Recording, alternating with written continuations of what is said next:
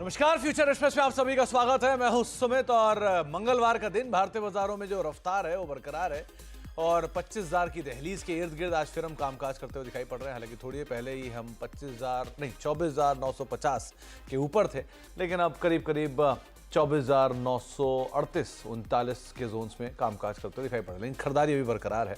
100 अंक ऊपर निफ्टी है। निफ्टी बैंक आधा % ऊपर कामकाज कर रहा है। 300 सवा 300 अंक का उछाल है। मिड कैप इंडेक्स में खरीदारी ज्यादा बेहतर है।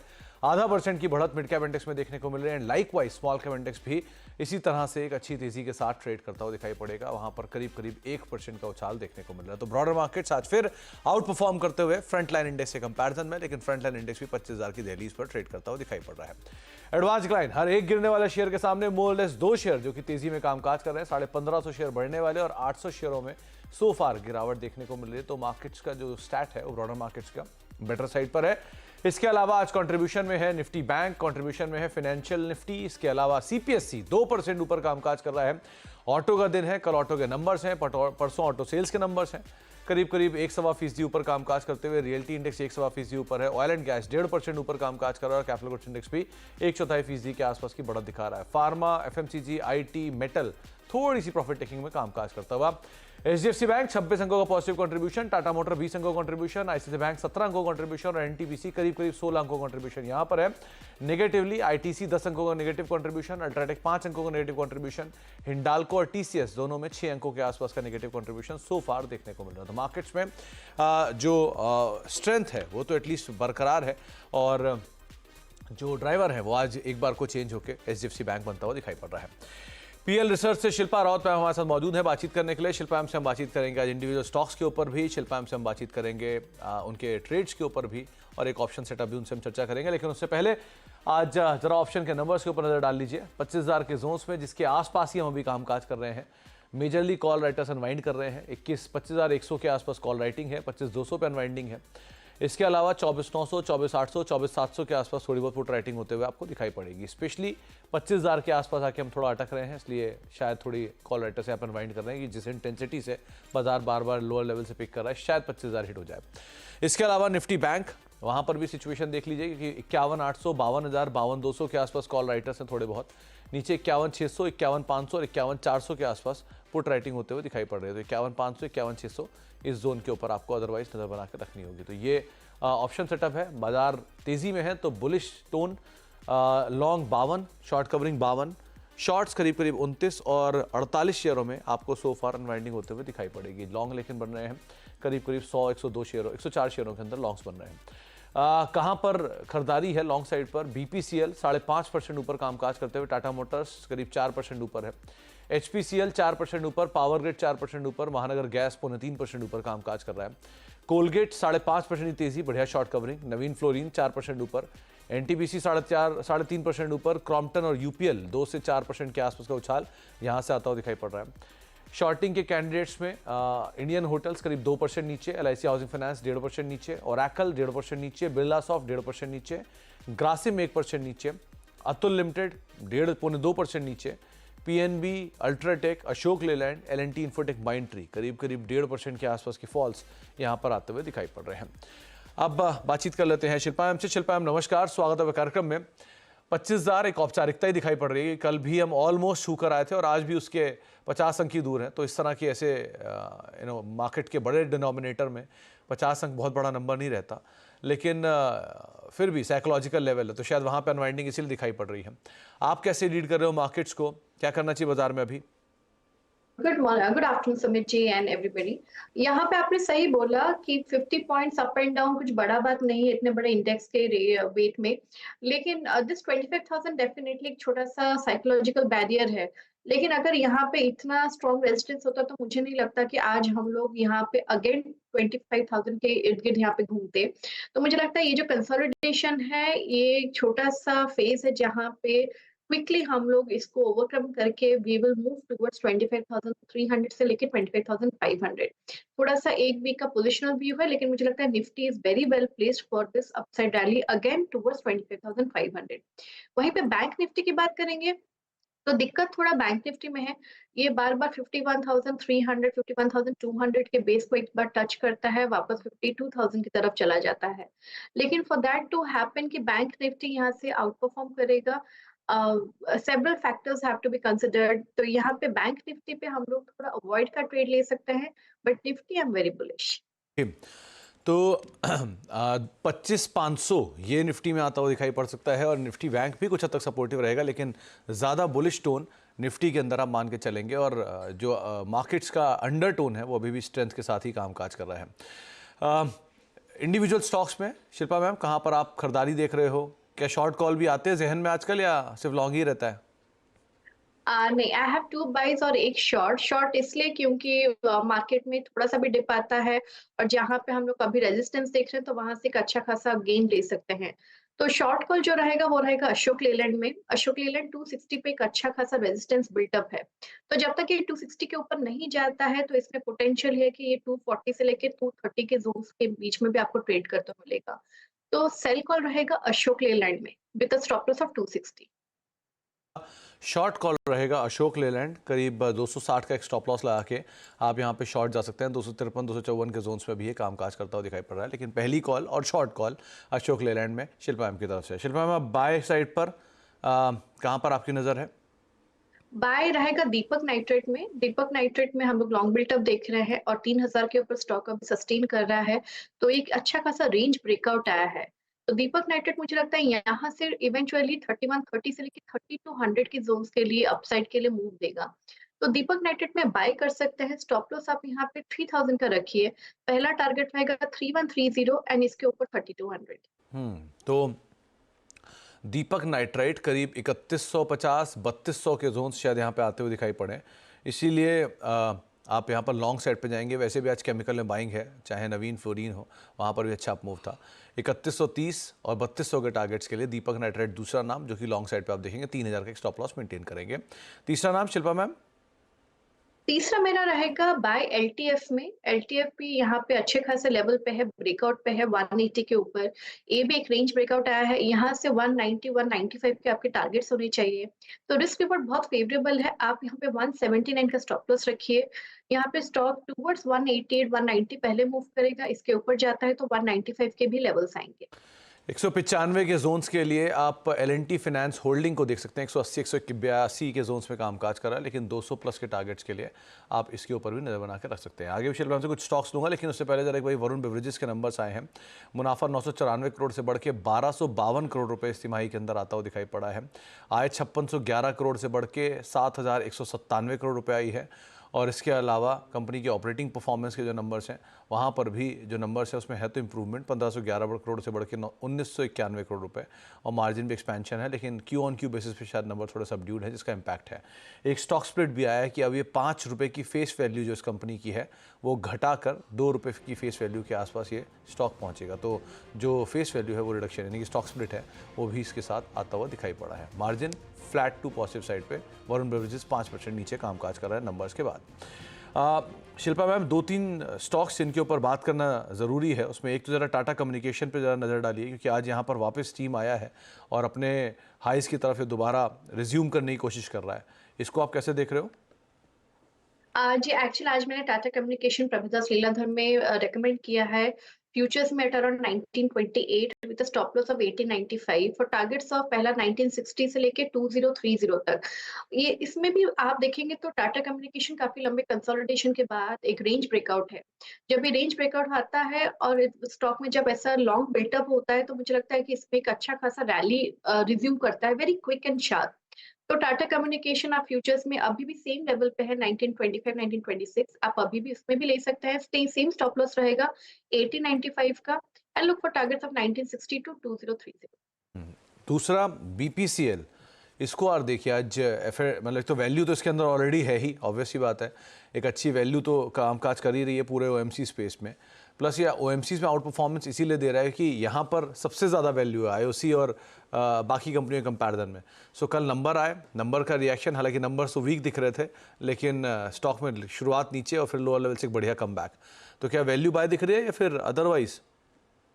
बीपीसीएल एक्चुअली पिछले 1 हफ्ते से हम लोग इसमें बाय दे रहे हैं। इनफैक्ट कल आपके शो में क्लोजिंग में मैंने इसका 350 का कॉल ऑप्शन 7 साढ़े 7 रुपए में दिया था, जो रफली अभी 19 हो गया है, तो वो उसके टारगेट्स में हिट हो गए हैं।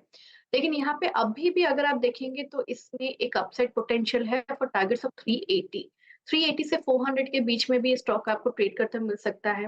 पूरा सेक्टर मोमेंटम है, चाहे वो एचपीसीएल हो, चाहे वो आईओसी हो, चाहे वो गुजरात गैस हो, दिस एंटायर सेक्टर एक मूव में है। तो आप यू कैन वो बोलते हैं ना, ट्रेंड इज योर फ्रेंड, तो अभी ये आपका ट्रेंड फेवरेबल है, you can ride it. Okay ma'am, 2-3 short covering candidate में क्रॉम्पटन को देखिए नंबर से पहले, और क्योंकि आपने दीपक नाइट्राइट की बात की, नवीन फ्लोरिन, यहाँ पे क्या करें? ऑनेस्टली सुमित जी, कल मैंने अगेन प्रभुदास लीलाधर में नवीन फ्लोरिन 3580 पे दिया था फॉर टारगेट्स ऑफ 3800। आज इसका ऑलमोस्ट टारगेट हिट हो गया, 3760 का एक हाई लिया है। तो अभी के लिए क्योंकि आज रिजल्ट्स है तो थोड़ा बाय अभी ये लेवल पे देना मुश्किल है, तो अवॉइड कर सकते हैं। एक बार रिजल्ट आ जाएगा तो क्लैरिटी आ जाएगा कि इवेंचुअली स्टॉक में स्ट्रेंथ है, मुझे लगता है 4000 से 4200 जाना चाहिए। बट देन रिजल्ट है तो अवॉइड करेंगे तो अभी के लिए बेटर है। Crompton ma'am, Crompton? क्रॉम्पटन अगर देखेंगे, यस, क्रॉम्पटन में ब्रेकआउट है 460 का एक पहला टारगेट जो ऑलमोस्ट हिट हो गया है। तो यहाँ पे अभी आप और डिक्लाइंस बाय कर सकते हैं, या फिर अगर आपको अभी भी बाय करना है तो आप इसको एक 2 ट्रांचेस में बाय करने के लिए तैयार रहिए। 420 के स्टॉप लॉस से आप इसमें डेफिनेटली लॉन्ग जा सकते हैं। क्रॉम्पटन में भी बहुत पोटेंशियल है for targets of 480 to 500। 480 to 500 के आसपास के यहाँ पे टारगेट्स खोल सकते हैं। मैम, ऑटो स्पेस में से, क्योंकि टाटा मोटर्स आज 4% ऊपर है, कल नंबर्स हैं एम के, मारुति के, परसों फिर ऑटो सेल्स के नंबर्स, सो बस तो रहेगा इस सेक्टर में अगले 2 से 3 दिनों में। कोई यहाँ से नाम पिक करोगे क्या आप? में अगर करना है तो मुझे लगता है मारुति पे ध्यान दे सकते हैं। मारुति एक 13,000 के ऊपर ऑफ कोर्स इसमें आपको एक्सेलरेट करते हुए दिखेगा स्टॉक में अपसाइड मूवमेंट, बट अभी भी आप 12,500 के स्टॉप लॉस से इसमें आप लॉन्ग रह सकते हैं। ये इवेंचुअली टुवर्ड्स 13,300 से लेके 13,500 के लिए एक अप मूव लेगा। तो आप मारुति के ऊपर अदरवाइज नज़र रख सकते हैं, कल नंबर्स भी हैं और परसों ऑटो सेल्स के नंबर्स भी हैं, सो ये दोनों चीज़ के बीच में शायद यहाँ पे एक रिएक्शन इसके अंदर आता हुआ दिखाई पड़ सकता है। चलिए, एक ब्रेक का वक्त हो गया। शिल्पा, हमसे मैं आगे बातचीत जारी रखूँगा, और साथ ही साथ ब्रेक के उस पार हम बातचीत करने वाले हैं। आज कंचन हमारे साथ मौजूद होंगे, उनसे एनटीपीसी की एक रिपोर्ट्स, जिसमें जेफरीज की एक रिपोर्ट आई है, उससे बातचीत करेंगे छोटे से ब्रेक के उस पार।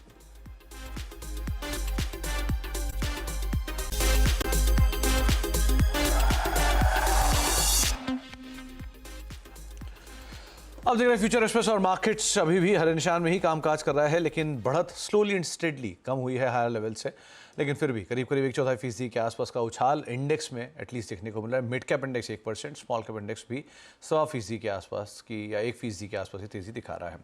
लेकिन अब एक और स्टॉक की बात करते हैं, एनटीपीसी, जहां पर 4% से ज़्यादा का एक उछाल देखने को मिला है। जेफरीज की एक रिपोर्ट और उसका एक इम्पैक्ट आज स्टॉक में दिख रहा है। एफ&ओ के टॉप गेनर्स में भी इसका नाम है। कंचन के पास तमाम डिटेल्स हैं उस रिपोर्ट की, जरा उस पर भी चर्चा कर लेते हैं। कंचन, तो क्या कह रहा है जेफरीज एनटीपीसी को लेकर? तो सबसे पहले अगर हम गाइडेंस की बात करें, शुरुआत हम गाइडेंस से करते हैं, तो जो हम रिन्यूएबल एनर्जी है और साथ ही साथ जो हाइड्रोजन प्रोजेक्ट है, उससे इसके स्टॉक के अंदर री रेटिंग संभव है। और साथ ही साथ फिस्कल ईयर 25 से लेकर फिस्कल ईयर 27 तक इन्होंने बताया है कि 23 गीगावाट कैपेसिटी जोड़ने के अनुमान भी जताए जा रहे हैं। अगर हम रिजल्ट की तरफ नजर डालें तो Q1 में जो मुनाफा है वो अपने अनुमान से 11% ज़्यादा रहा है, लेकिन 2-3 फैक्टर्स हैं जो जेफरीज ने यहाँ पे अंडरलाइन किए हैं। सबसे पहले तो गैस प्लांट और हाई कोल के चलते यहाँ पे फिक्स्ड कॉस्ट में हमें रिकवरी देखने को मिली है, जो कि पहले 100 करोड़ की थी, वो अब 200 करोड़ की हो गई है। साथ ही साथ इसके अलावा अगर हम देखें तो यहाँ पे Q1 में जो हमारे पार का प्रोडक्शन है वो भी हमें कहीं ना कहीं म्यूटेड होता हुआ दिखाई दिया है, 90 मेगावाट का ही दिखाई दिया है। लेकिन यहाँ पे बाय रेटिंग दे दी गई है, जिससे कि हमें टारगेट करीबन 485 देखने को मिल सकते हैं। तो करीब करीब 20% का पोटेंशियल अपसाइड 485 रुपए के टारगेट्स के लिए। आप जेफरीज की तरफ से एक रिपोर्ट है, खरीदारी करे चलने की राय एनटीपीसी में, रफली 4% ऊपर स्टॉक कामकाज कर रहा है। लेकिन आगे बातचीत करें एनटीपीसी। बहुत बहुत शुक्रिया कंचन, ये तमाम डिटेल हमें बताने के लिए। और आगे बातचीत करने से पहले सीआईआई के इवेंट में पीएम मोदी बोल रहे हैं, आपको वहां ले चलते हैं।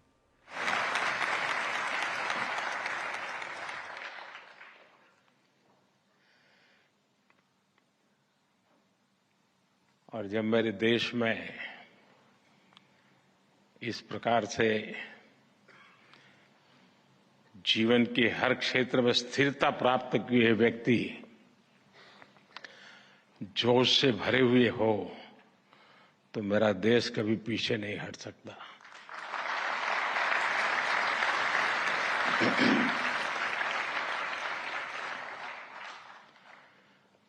आपने मुझे इस कार्यक्रम में निमंत्रित किया। मैं सीआईआई का हृदय से आभार व्यक्त करता हूं। मुझे याद है पैंडेमिक के समय आप और हम चर्चा कर रहे थे। आप में से भी बहुत लोगों को याद होगा। और चर्चा के केंद्र में विषय रहता था गेटिंग ग्रोथ बैक। उसी के इर्द गिर्द हमारी चर्चा रहती थी। और तब मैंने आपसे कहा था कि भारत बहुत ही जल्द विकास के पथ पर दौड़ेगा। और आज भारत किस ऊंचाई पर है। आज भारत 8% की रफ्तार से ग्रो कर रहा है।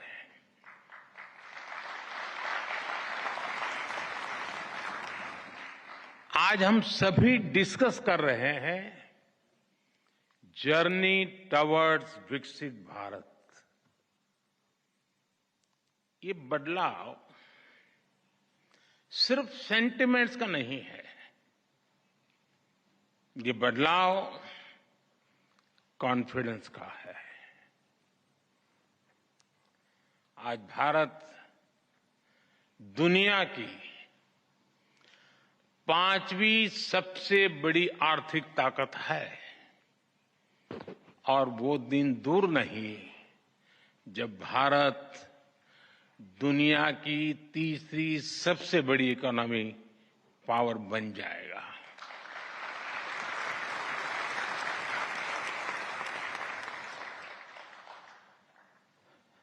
मैं जिस बिरादरी से आता हूं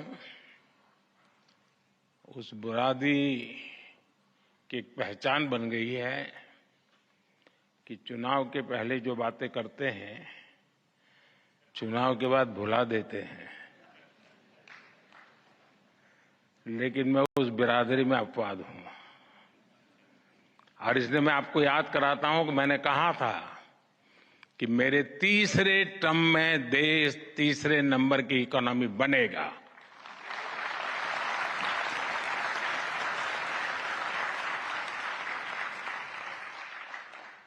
भारत बहुत सधे हुए कदमों से लगातार आगे बढ़ रहा है।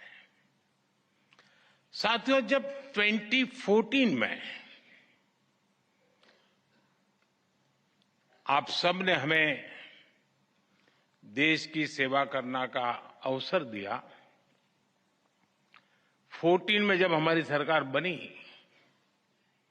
तो सबसे बड़ा प्रश्न यही था कि इकोनॉमी को वापस पटरी पर कैसे लाएं।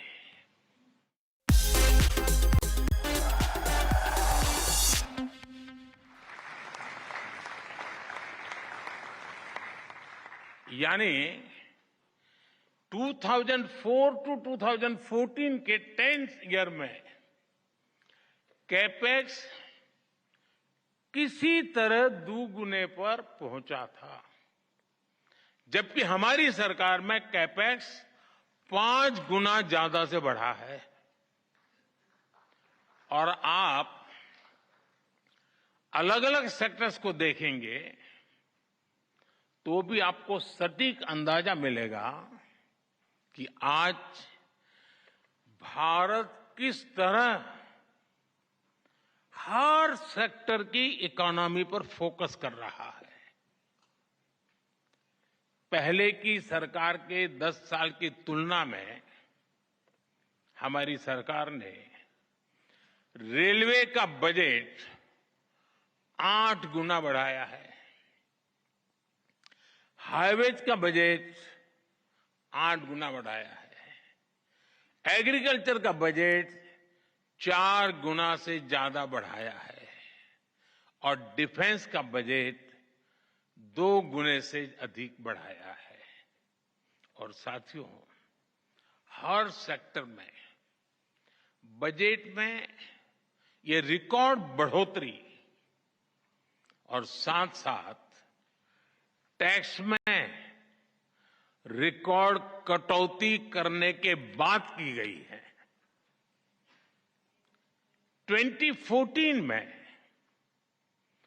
1 करोड़ रुपए कमाने वाली एमएसएमईज को प्रिजम्पटिव टैक्स देना होता था, 1 करोड़।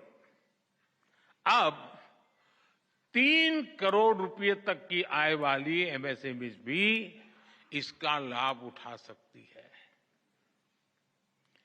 2014 में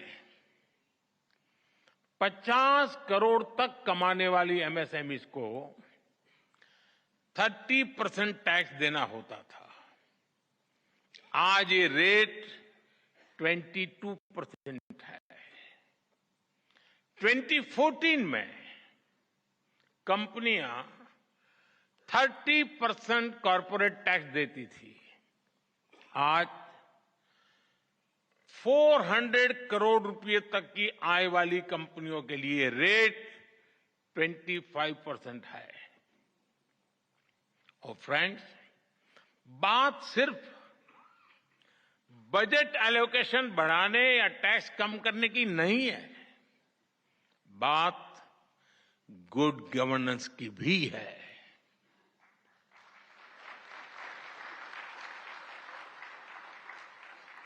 मैं आपको एक उदाहरण देता हूं। अब जैसे कोई कमजोर व्यक्ति होता है जिसका वजन कम हो, लेकिन उसके शरीर में किसी बीमारी के कारण सूजन आए और पहले की तुलना में जरा कपड़े छोटे होने लग जाए, लेकिन क्या उसको हम हेल्दी कहेंगे क्या? वो तंदुरुस्त है ऐसा मानेंगे क्या? वो देखने में भले ही बहुत स्वस्थ लगे, लेकिन हकीकत में तो वो कमजोर होता ही है। 2014 से पहले के बजट का भी ऐसा ही हाल था।